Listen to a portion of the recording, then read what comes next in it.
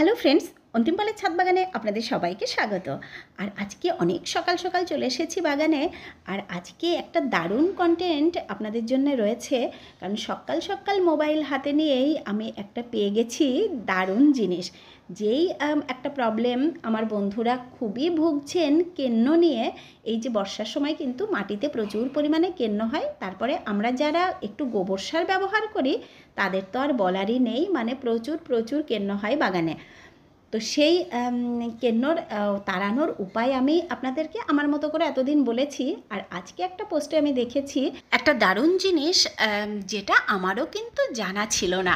আর সেই তথ্য পাওয়া মাত্রই আমি তো দৌড়ে একদম আপনাদের সাথে কারণ এত সুন্দর একটা তথ্য আপনাদেরকে শেয়ার করব না, এটা তো হতে পারে না। তো চলুন আমরাও দেখে নেব কেন্নবার আমাদের গাছের কি উপকার করে। আর এদিকে আমি বসিয়ে দিয়েছি গাঁদার চারা, এই যে একটা প্লাস্টিকের মধ্যে বসালাম এই কারণে যে গত বছর প্লাস্টিকের গাঁদাগুলো আমার অপূর্ব হয়েছিল, মাটিটাও বেশ অনেকটাই ধরে। আর এই যে শীতের বাগান আসছে, কোথায় যে কি বসাবো তার তো নেই ঠিক, মানে কত রকমের ফুল, কত রকমের সবজি, শেষ পর্যন্ত এত টব, এত জায়গা, তাও কিন্তু জায়গার অভাব হয়ে যায়। মনে হয় যেন আরেকটু বেশি জায়গা হলে ভালো হতো। তো এবারে চলুন দেখে নিই কেন্ন আমাদের কি উপকার করে। এই যে মাটির মধ্যে প্রচুর পরিমাণে কেন্ন হয়, এই দেখুন আমার অনেক বন্ধুরাই অনেক সময় বলেছেনও, দেখেনও যে আমার বাগানে কিন্তু প্রচুর পরিমাণে কেন্ন হয়। আর সেটা গোবর সার ব্যবহার করার ফলে। যত বেশি গোবর সার ব্যবহার করব, এই যে বর্ষাতে কিন্তু কেন্নই কালো কেন্নটা হবেই। তো এই কালো কেন্ন আমাদের গাছের কোনো ক্ষতি তো করেই না, আরও কিন্তু আমাদের উপকার করে। আমি এর আগেও বলেছি আপনাদের যে এ কিন্তু কখনো ক্ষতি করে না, কারণ আমার বাগানে প্রত্যেক বছরই হয়। আমি জানি যে এই কেন্নটা একদম কিছু ক্ষতি করে না, কারণ এদের দ্বারা কখনো আমার কোনো ক্ষতি হয়নি।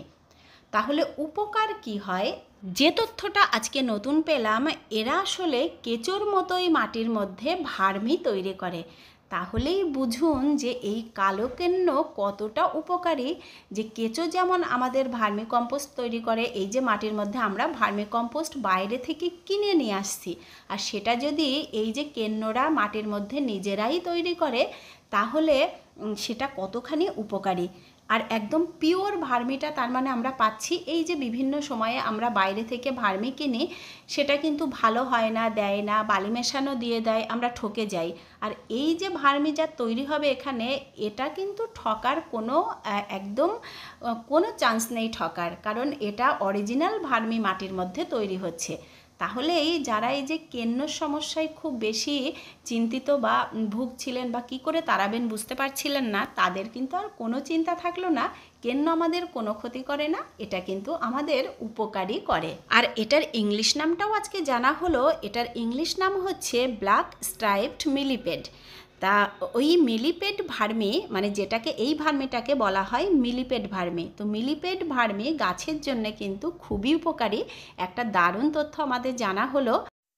আর এই যে এখানে জুকিনি দিয়েছিলাম, সেই জুকিনি দেখুন একটা এই যে উঠেছে, এই পর্যন্ত দেখতে পাচ্ছি। আর উঠবে নাকি জানি না, হয়তো ওঠার সময় আছে, এখনও উঠতেও পারে।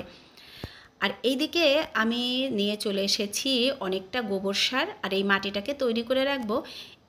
শীতের মাটি এখন কিন্তু সব সময় আমাদের তৈরি রাখতে হবে। এইখানটায় মাটি কিন্তু আপনারা দেখেছিলেন, এর আগেও একদিন আমি তৈরি করেছিলাম। তো তৈরি করে রাখার ফলে আমার একদিন টবে অনেকগুলো মাটির দরকার হলো, সেই মাটিটা আমি এখান থেকে পুরোটাই তুলে নিয়েছিলাম। তো ওপর যেহেতু মাটিটা পুরো চলে গেছে, গোবর সারটাও ওর সাথে চলে গেছে, তো সেজন্যই আবার এখানে মাটিটা দেওয়ার প্রয়োজন হলো, গোবর সারটা দেওয়ার প্রয়োজন হলো। আবার ভালো করে মিশিয়ে এই যে এখানে আমি মাটিটা তৈরি করে রাখছি। তো এই মাটিটাও কিন্তু যদি এরকম হয় যে প্রয়োজনে আমি এটা টবেও ব্যবহার করতে পারি, পরবর্তীতে আবার এখানে আমি গোবর সার মাটি দিয়ে আবার তৈরি করে নেব। তো হাতের কাছে যদি আমার মাটিটা তৈরি থাকে, আমি যদি টবেও বসাই বা যে কোনো সবজি এনে এই যে বেডের মধ্যে বসাই, মাটিটা রেডি থাকলে কিন্তু খুব সুবিধা হয়।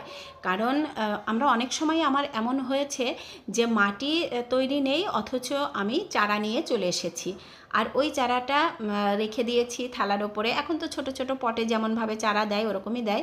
তো থাকতে থাকতে ওখানেই কখনো শুকিয়ে গেছে, কখনো বেশি জলে পচে গেছে, এরকম অনেক সময় অনেক চারা আমার নষ্টও হয়ে যায়। তো এখন আমি সেজন্য সব সময় কিছুটা জায়গা তৈরি রাখি বাগানে, যে যখনই যা কিছু আনবো তখনই কিন্তু বসিয়ে দেব। কারণ এই যে শীতের সবজির কিন্তু চারা বীজ এখন থেকেই পাওয়া যাবে, আর কখন যে কোনটা আনবো তার কিন্তু একদমই ঠিক নেই। তো যখনই আনবো তখনই যেন সেটাকে বসিয়ে দিতে পারি, সেজন্য সবসময় এই যে জায়গাটা রেডি রাখছি।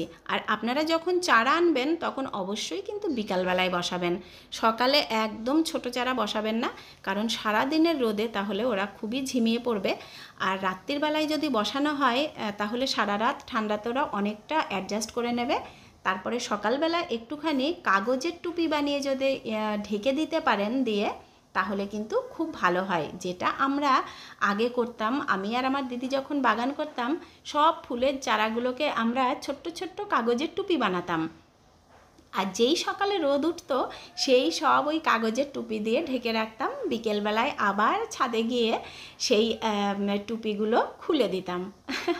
তো গাছগুলো কিন্তু একদম নষ্ট হতো না, যেমনকার গাছ তেমনই থাকতো। আর এখানে খুব ভালো করে খুঁড়ে নিয়ে এই যে আমি জল দিয়ে ভিজিয়ে রাখবো। আমার একটা বন্ধু কালকেই যে বলেছ যে গোবর সার খুব শক্ত শক্ত হয়ে থাকছে, ভাঙতে পারছো না। তো এটা কিন্তু সত্যি একটা প্রবলেম, গোবর সার যখন শুকিয়ে যায় তখন কিন্তু ভীষণ শক্ত হয়ে যায়। তো যাদের এই প্রবলেমটা হচ্ছে তারাই ওই যে চাপ চাপ যে গোবর সারগুলো সেগুলোকে একটুখানি জলে ভিজিয়ে রাখুন, তারপরে দেখবেন অনেকটা নরম হয়ে যাবে। সেটা আপনারা বালতির জলেও ভেজাতে পারেন, যে একটা বড় বালতিতে ওই যেগুলো খুব বড় বড় চাপ চাপ সেগুলো ভিজিয়ে একদম 1 দিন 2 দিন রেখে দিন, দেখবেন তারপর ছেড়ে কিন্তু গুলিয়ে যাবে না। এবার আপনি ওটাকে জল থেকে তুলে নিয়ে কিন্তু খুব সহজে গুঁড়ো করে নিতে পারবেন বা ভেঙে নিতে পারবেন। আর যে জলটা ওই যে ভিজিয়ে রেখেছিলেন ওই জলটা কিন্তু একদম ফেলবেন না, ওই জলটা আবার গাছের গোড়াতে দিয়ে দিন, ওটাও কিন্তু খুব ভালো সার। তো আমি যেমন ব্যবহার করি, অনেক সময় আমি কিন্তু অত ভাঙি না, যদি অল্প ছোট ছোট ডেলা থাকে তো সেগুলো সমেতই বসিয়ে দিই। আসলে মাটির মধ্যে থেকে থেকে ওটা কিন্তু আস্তে আস্তে মাটিই তৈরি হয়ে যায়। এবার প্রথম বছরে যেগুলো ডেলা ডেলা দিয়ে দিলাম ওইগুলোই পরের বছরে যখন আমি মাটিটা ঢালি, মানে ওই সিজনটা পরে, ওই যে 3-4 মাস যে ফুল হলো বা সবজি হলো, তখন কিন্তু ওটা একদম মাটি হয়ে একেবারে মাটির মতো হয়ে যায়। তো যদি এই যে ভেজানো এত ঝামেলা না করতে চান, তাহলে ওই মাটির সাথে ডালা ডালা করে মিশিয়ে দিলেও কিন্তু কোনো প্রবলেম হয় না, কারণ ওটা আমি যখনই আমার তাড়া থাকে আমি ওভাবেও করি। তাতেও যে সবজি ফুল যাই বসান সেটা ভালো হবে না সেটা একদমই নয়। ছোট ছোট করে একটুখানি ভেঙে নেবেন, খুব বেশি বড় হয়ে গেলে যেমন টবের বাটিতে মুশকিল, অল্প ভেঙে দিলেও কোনো অসুবিধা নাই। একেবারেই যে গুঁড়িয়ে মিহি করে দিতে হবে সেই রকম কোনো ব্যাপার নেই। আর এদিকে এই যে ফুলটা সারা বছর আমাকে যে কত ফুল দেয়, খুব ভালো। একটা 10 ইঞ্চির টবে বসানো আছে, তেমন কিছু যত্ন করতে হয় না, কোনো খাবারও সেইভাবে দেওয়া হয় না, তাতেও দেখুন প্রচুর পরিমাণে কিন্তু ফুল আমাকে দিয়ে যায়। মানে 2-4টে গাছ যদি গাছ এরকম রেখে দেওয়া যায় তাহলে পুজোর ফুলের জন্য আর কোনোই চিন্তা করতে হয় না, যেটা আমাদের নিত্যদিনের কিন্তু প্রয়োজনীয় একটা জিনিস। আর এখানে সেদিন যে বেগুন গাছটার ফুলগুলো আমি কেটে দিয়েছিলাম, আর নিচের যে অপ্রয়োজনীয় পাতা কাটার পরে গাছটার চেহারা দেখুন, গাছটা কিন্তু খুব সুন্দর সতেজ হয়ে বাড়ছে। তো এইরকম ছোট্ট ছোট্ট কেয়ার যদি আমরা করি গাছগুলোকে, তাহলেই কিন্তু সেখান থেকে খুব ভালো ফল আমরা পেতে পারি। আর ওই যে দেখতে পেলেন একটা সাপোর্ট দিয়ে দিয়েছি, সাপোর্টটা দিয়েছি এই কারণে যে হাওয়া আসলেই গোড়াটা নড়ে যাচ্ছিল। আর যেই কোনো গাছের যদি বারবার গোড়াটা নড়ে যায় তাহলে কিন্তু সেই গাছের বৃদ্ধিও ভালো হয় না, আর সেখান থেকে খুব ভালো ফলও আমরা আশা করতে পারি না। তো যেসব গাছ একটু হাওয়া এলেই এই যে এরকম নড়ে যায়, সেই সব গাছে কিন্তু আপনারাও একটু করে সাপোর্ট দিয়ে রাখবেন, গোড়ার দিকে কিছু একটা লাঠি পুঁতে সেটাকে বেঁধে রাখবেন, দেখবেন গাছটা খুব ভালো হবে। আর এদিকে আমি নিয়ে নিলাম বেশ খানিকটা লঙ্কা, চারদিক ঘুরে, এখন লঙ্কা যেহেতু খুব বেশি নেই তো চারদিকে ঘুরে ঘুরে ওই রান্নার লঙ্কাটুকু আর কি হয়ে যাচ্ছে। আর এই গাছগুলোরও চেহারা একটু খারাপ হয়ে গেছে, এবারে লঙ্কাও তেমন নেই। এই গাছগুলোকে কিন্তু একটু ট্রিটমেন্ট করতে হবে, এদের একটু খাবারও দিতে হবে, গোড়াতে একটু মাটিও দিতে হবে। তো এদেরকে যেদিন ট্রিটমেন্ট করব সেদিন অবশ্যই আপনাদের সাথে শেয়ার করব। আর এদিকে গোড়াতে প্রচুর লাউ পাতা হয়ে গেছে, আর এখান থেকে আমি নেব আজকে একটুখানি লাউ পাতা। আর এই দেখুন এইদিকে কেন্নগুলো আগে দেখে যত অস্বস্তি হতো, এখন কিন্তু কেন্নগুলোকে দেখলে আর এতটা অস্বস্তি হচ্ছে না। এই যে ওরা যে আমাদের গাছের খুব ভালো খাবার দিচ্ছে, এটা জানার পর ওদের দিকে আর ধ্যান দেবার দরকার নেই, ওরা যেমন আছে থাক। তাছাড়া ওরা বাগানে খুব অল্প দিনেরই অতিথি, ওদেরও কিন্তু যাবার সময় হয়ে এসেছে। এই যে প্রচণ্ড রোদ এবার দেবে আর বৃষ্টি হবে না, ওরা কিন্তু আর বাগানে থাকবে না। তো ওদের সময় শেষ হওয়ার সাথে সাথে আমারও কিন্তু সময় শেষ হয়ে এসেছে। এবার আপনাদের কাছ থেকে বিদায় নেবার পালা।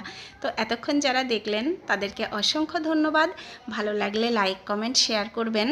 আর আজকে যারা আমার একদম নতুন বন্ধুরা আছেন, তাদের যদি চ্যানেলটি ভালো লাগে তাহলে চ্যানেলটিকে সাবস্ক্রাইব করে নেবেন। তো আপনারা সবাই খুব ভালো থাকবেন। দেখা হবে আবার নেক্সট ভিডিওতে। টাটা।